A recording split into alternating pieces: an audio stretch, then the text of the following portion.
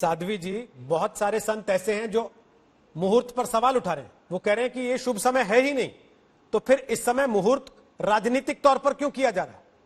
क्या आपको लगता है ऐसा? मुझे नहीं लगता। मुझे असल में उस तरह सोचने की फुर्सत ही नहीं है।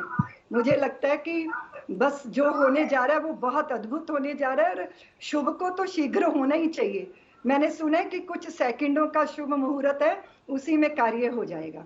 बस अभी और कुछ सोचने का समय नहीं है। अब तो उस घड़ी को अनुभव करने का, उसकी प्रतीक्षा करने का समय है। मेरे चित्त की दशा तो ऐसी है रोहित जी। आचार्य जी, आपका क्या कहना है इस पर? क्योंकि कुछ साधु संत कह रहे हैं कि यह शुभ मुहूर्त नहीं है, यह नहीं करना चाहिए। अभी मैं कह चुका हूं कि शिलान्यास पहले हो चुका है। कामेश्वर चौपाल के हाथों से शिला पूजन हो चुका है, सब कुछ हो चुका है। अब ये केवल पुनरावृत्ति मात्र है। और सीधी सीधी बात यह है, मैंने बताया, अंगिराणा मनोत्साहो विप्रवाक्यम जनार्दन। जब मन का उत्साह चरम सीमा पर हो तो वो सबसे उत्तम और उत्कृष्ट मुहूर्त होता है।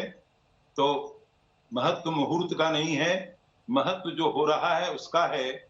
और मैं पुनः पुनः दोहराना चाहता हूं, हमारे प्रधानमंत्री महोदय का जो निर्वाचन क्षेत्र है काशी, वहां भगवान विश्वनाथ एक छोटी सी कोठरी में गुजर बसर कर रहे हैं और विराट ज्ञानवापी का प्रांगण सूना पड़ा है।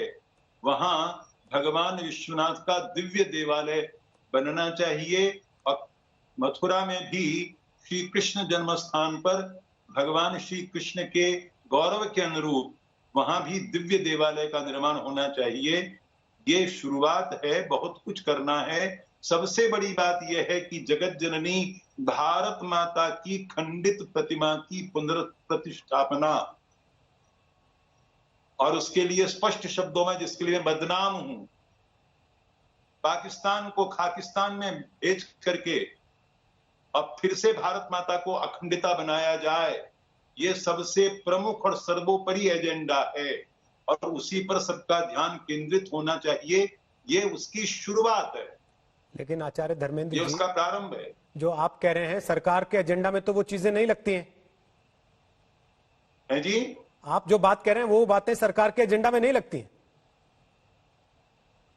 अब क्या लगता है क्या नहीं लगता है, लेकिन भगवान का विधान भी तो होता है ना। भगवान ने जो तय कर रखा है, ये कोरोना कोरोना कोरोना का जो रोना है, ये केवल मांसाहारी सर्वभक्षी पिशाचों के पापों का फल है।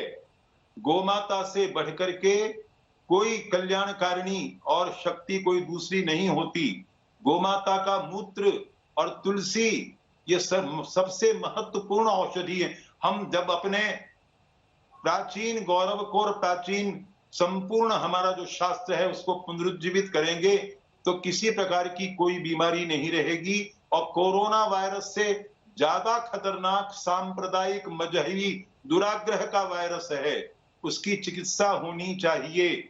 और इस कार्यक्रम से भगवान श्री राम के भव्य मंदिर की स्थापना से उस चिकित्सा का शुभारंभ हुआ है।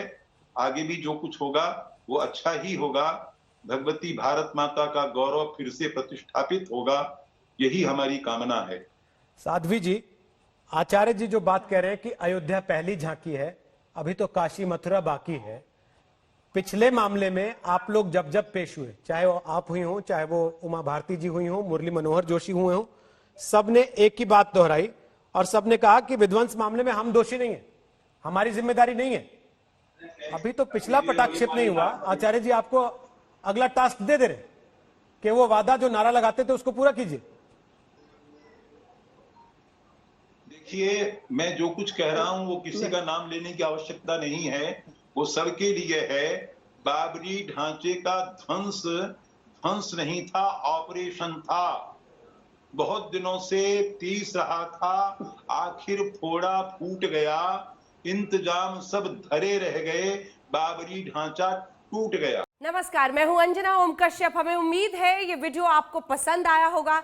लेटेस्ट खबरों के लिए यूं ही देखते रहिए आज तक और इस वीडियो के पसंद आने पर लाइक, शेयर एंड सब्सक्राइब करना ना भूलें।